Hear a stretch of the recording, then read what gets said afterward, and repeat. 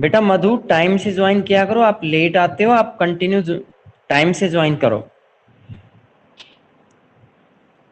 अभी page number जो आपका है वो है 141 और इंग्लैंड इस हेडिंग से पढ़ाएंगे।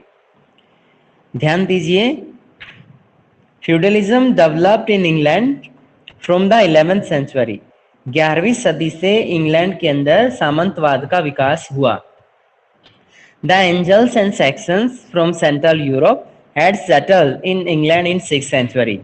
छठी सदी में इंग्लैंड के अंदर मध्य यूरोप से एंजल्स और सैक्सन्स, ये लोगों के समूह हैं, जनजातियों के समूह हैं, ये लोग वहां जाकर के बस गए इंग्लैंड में। The countries name England is a variant of angle land. ये जो इंग्लैंड का नाम रखा गया है, इसको हम, ये एक वेरिएंट है, किसका वेरिएंट है? एंजल लैंड का। यानी ये लोग, ऐसा माना जाता है कि ये लोग पवित्र, अपने आप को पवित्र मानते थे, पवित्र भूमि से मानते हैं। In the 11th century William the Duke of Normandy crossed the English Channel with an army and defeated the Saxon king of England. 11वीं सदी में नॉर्मैंडी के ड्यूक ने, जिसका नाम विलियम था, उसने इंग्लिश चैनल को क्रॉस किया। इंग्लिश चैनल एक दरिया है, बीच में समुद्र पड़ता है। अपनी सेना के साथ उस दरिया को क्रॉस किया और उसने सैक्सन राजा, जो कि इंग्लैंड के सैक्सन राजा थे, उनको हरा दिया। फ्रॉम दिस टाइम, और इस समय से, France and England were often at war. France और इंग्लैंड इसके बाद लगातार युद्ध में व्यस्त रहे, because of disputes over territory and trade. उन दोनों ही फ्रांस और इंग्लैंड दोनों ही देशों के बीच में क्षेत्र को लेकर के, व्यापार को लेकर के विवाद का मुद्दा या झगड़े का विवाद का विषय बना रहा। The present queen of England is descended from William first. आज के समय में वर्तमान में जो इंग्लैंड की महारानी है, वो वह विलियम प्रथम की उत्तराधिकारी है। यहाँ पे आप ऊपर चित्र में, कल ये टॉपिक हमने पढ़ा दिया था, जिसमें एक व्यक्ति को खेत की जुताई करते हुए दर्शाया गया है। खेत में होने वाली गतिविधियों को दिखाया गया है ग्रामीण माहौल के अंदर। यहाँ पे दो तरह के किसानों का जिक्र किया गया था, उसमें एक दास किसान और एक स्वतंत्र किसान। अब इससे अगले पेज पर आ जाइए, 142 पर। William first had the land mapped. William प्रथम ने क्या किया? भूमि का सर्वेक्षण करवाया, मानचित्र बनवाए, and distributed in its in sections to 180 Norman nobles who had migrated with him। और इस विलियम प्रथम के साथ में जो 180 नॉर्मन जो अभिजात वर्ग के लोग आए थे, उनके अंदर इस सारी जमीन को बराबर बराबर हिस्सों में बांट दिया। The Lord became the chief of tenants of king. और जो लॉर्ड था वह, यानी सभी राजाओं का एक तरह से सरदार बन गया। And were expected to give him military help. और उनसे आशा करने लगा कि वह उन्हें सैन्य सहायता प्रदान करें। They were obliged to supply a certain number of knights to the king. और वे इस बात के लिए कृतज्ञ थे, या इस बात के लिए वो बाध्य थे कि वे राजा के लिए कुछ संख्या में नाइट्स को उपलब्ध करवाएं। नाइट्स जो होते थे, उच्च श्रेणी के या बहुत अच्छी श्रेणी के घुड़सवार योद्धा होते थे। तो ये राजा लोगों के पास होते थे, ये सपोर्ट करने के लिए, लॉर्ड की सपोर्ट करने के लिए उनके पास भेज दिए जाते थे। They soon began to give some of their own lands to knights. अब उन्होंने अपनी जमीन का कुछ भाग इन नाइट्स के अंदर बांटना शुरू कर दिया, गिफ्ट में, उपहार के रूप में। Who would serve them just as they in turn serve the king. और वह उसकी सेवा इस तरीके से करने लगे कि उसके बदले, जैसे कि राजा को जो जमीन उसे मिलती है वफादारी के रूप में, राजा की, शासक की वफादारी के रूप में, तो उसी तरह से नाइट को भी जो जमीन मिलती है वह उसके प्रति वफादार रहता है। They could not however use their knights for private warfare. वे अपने निजी लड़ाई के लिए इन नाइट्स का इस्तेमाल नहीं कर सकते थे। विच वार फॉरबिडन इन इंग्लैंड, जो कि इंग्लैंड में मना किया गया था। Anglo-Saxon peasants became tenants of various levels of land holders. यहाँ पे जो जमींदार थे वो एंग्लो-सैक्सन पीजेंट्स के साथ उनके जमींदारों के अलग अलग स्तर मौजूद थे। Anglo-Saxon peasants became tenants of various. Tenants होते हैं सेवक, तो एंग्लो सैक्सन जो किसान होते थे, चाहे वो एंग्लो एंजल समुदाय से हो या सैक्सन समुदाय से हो, इन दोनों ही समुदायों के जो किसान लोग होते थे वो जमींदारों के सेवक बन गए। Factors affecting social and economic relations, वे कारक या वे तर्क बताइए, वे फैक्टर्स बताएं, वो कारक बताएं जो सामाजिक और आर्थिक संबंधों को प्रभावित करने वाले कारक हैं। यहाँ पे हैवर कैस्टल इंग्लैंड 13वीं सेंचुरी का बना हुआ है। ये एक दुर्ग है जिसके अंदर सेना रुकती होगी। यहाँ पर नाइट रुकता होगा। 13वीं सदी का यह बना हुआ है। यहाँ पर इस तरह की पिक्चर आप देख सकते हैं, इस तरह की बिल्डिंग बनी हुई है।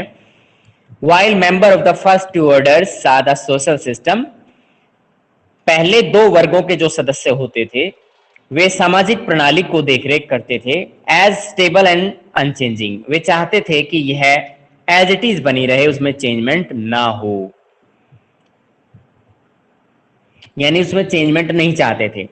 There were several processes which were transforming the system, यहाँ पे कुछ कई प्रकार की यहाँ पे प्रक्रियाएं रही हैं जिसकी वजह से यहाँ पर इस प्रणाली के अंदर काफी कुछ बदलाव आया।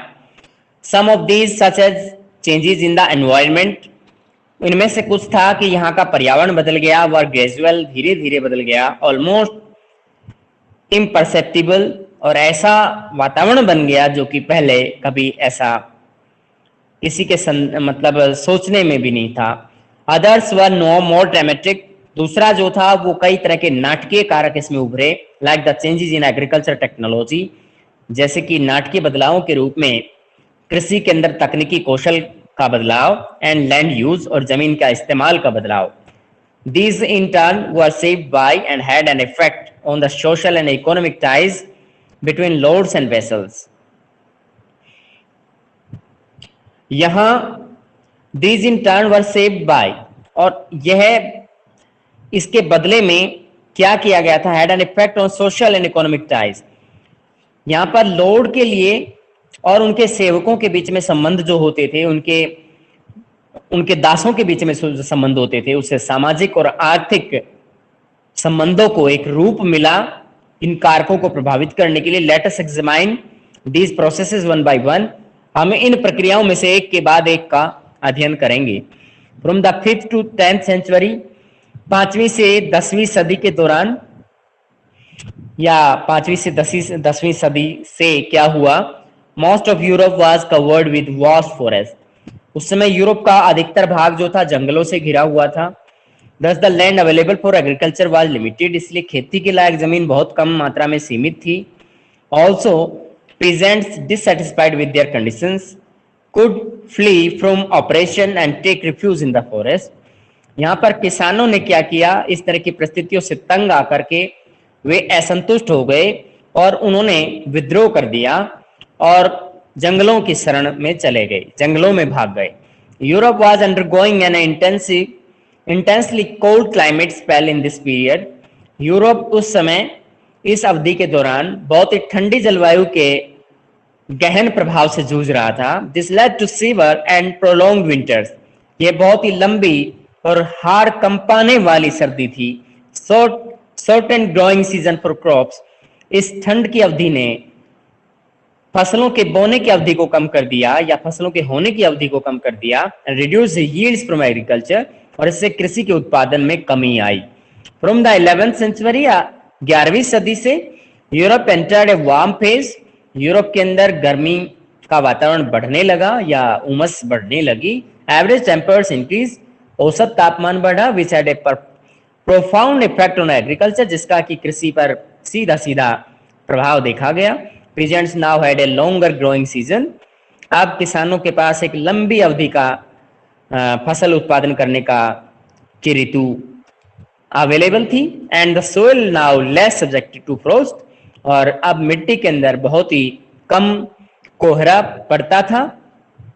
Could be more easily ploughed, और उसमें आसानी से उसकी जुताई हो सकती थी। Environmental historians have noted that, पर्यावरणीय इतिहासकारों ने इसमें ये बात नोट की, that there was a significant receding of the forest line in many parts of the Europe, कि यूरोप के बहुत बड़े क्षेत्र के अंदर बहुत ही महत्वपूर्ण मात्रा में धीरे धीरे करके वनों को हटाया गया। This made expansion of the area under cultivation possible, और इसकी वजह से बड़ी मात्रा में या व्यापक भूमि जो है खेती के लायक तैयार कर दी गई और उसका इस्तेमाल बढ़ गया।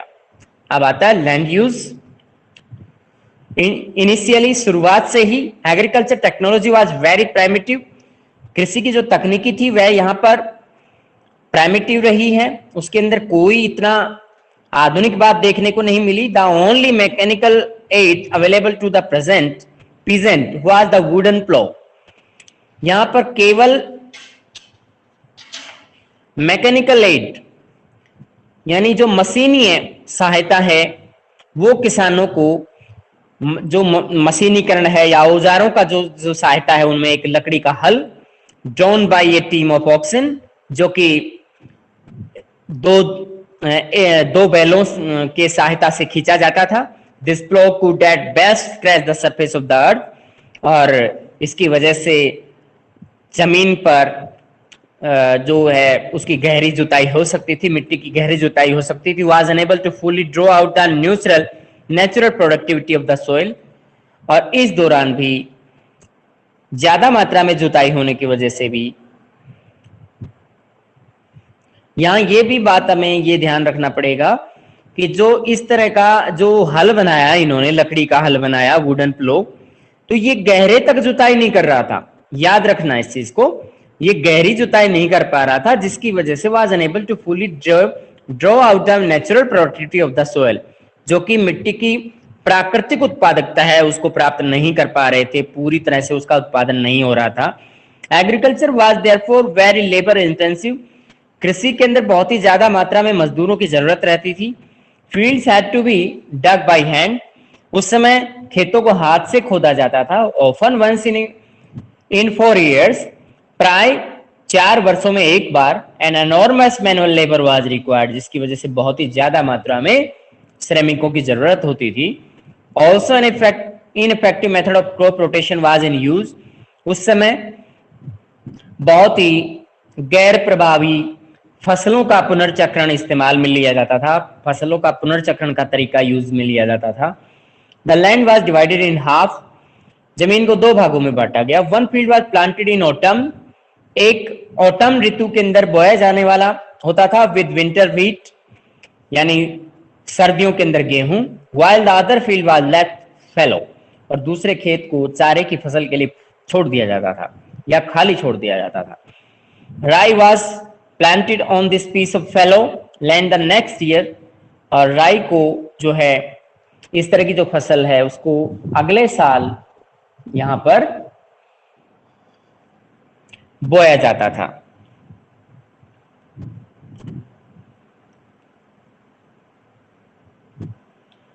ऐसा इसलिए करते थे क्योंकि जमीन की उत्पादकता जो है बनी रहे, उसकी उत्पादकता पर कोई असर ना आए। तो यानी जो ये जमीन का टुकड़ा होता था वो अगले साल उस पर बोया जाता था। विद दिस सिस्टम, इस प्रकार की प्रणाली में, द सोइल स्लोली डिटेरियोरेटेड, इससे मिट्टी जो है धीरे धीरे यहां पर उसका नुकसान होने लगा। एंड फेमाइन्स वर नॉट अनकॉमन, और जो सूखा है वो एक असामान्य बनकर रह गया। And chronic malnutrition alternated with the devastating famines, life was difficult for the poor। और इस दौरान पोषण का स्तर जो गिर गया, अकाल जनित हालात भी बने, जिसकी वजह से जीना जो है गरीब वर्ग के लिए बहुत ही मुश्किल भरा हो गया। Despite these hardships, इन सब मुश्किलों के बावजूद, lord were anxious to the maximize their incomes.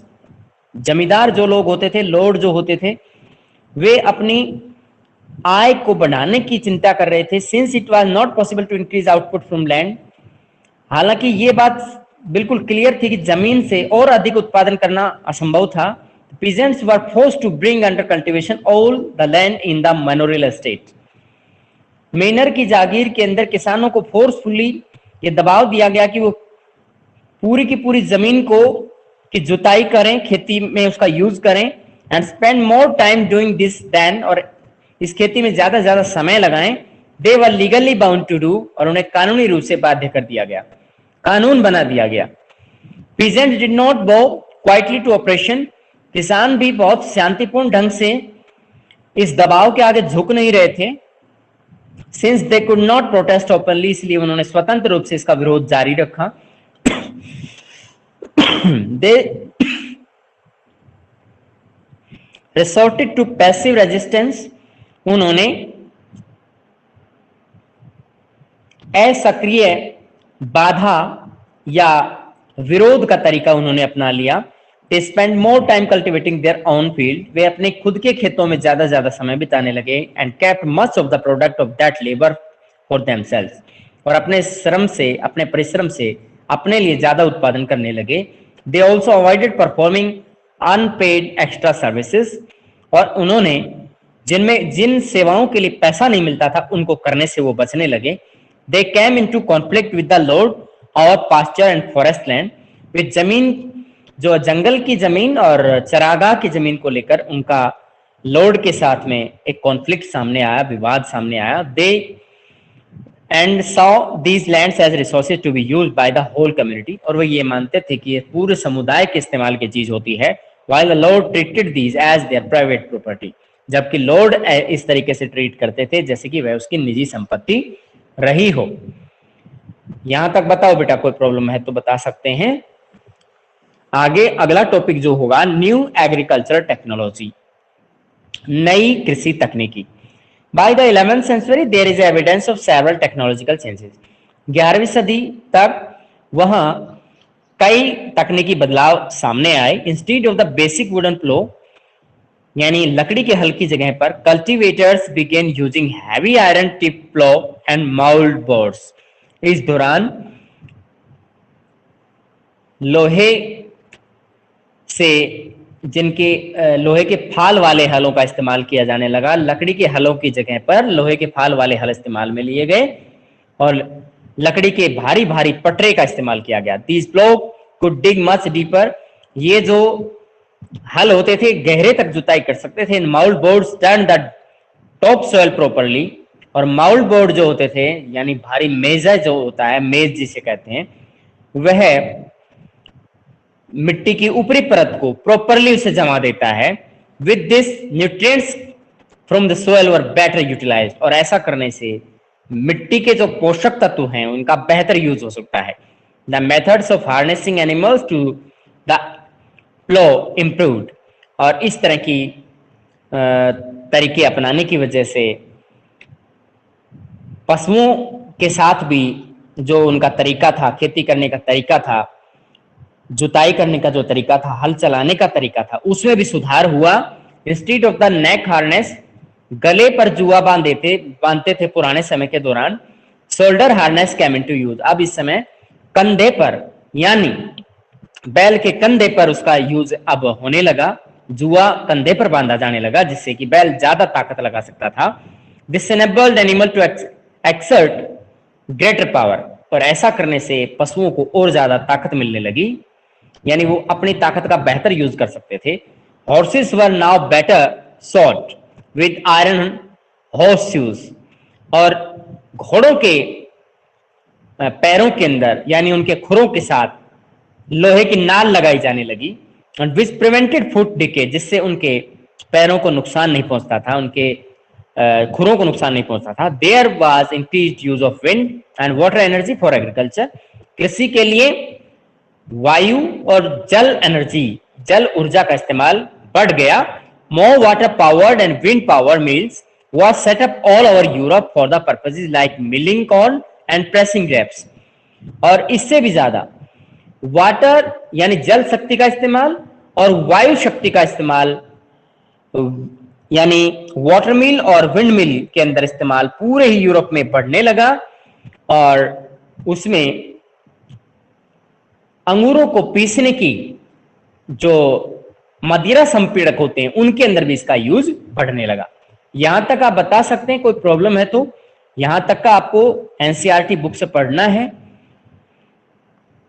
और कोई प्रॉब्लम है तो वो पूछनी है। और आप टाइम से ज्वाइन किया करो, कहना नहीं पड़े बेटा, ठीक है बेटा। अब आप लीव कर सकते हैं।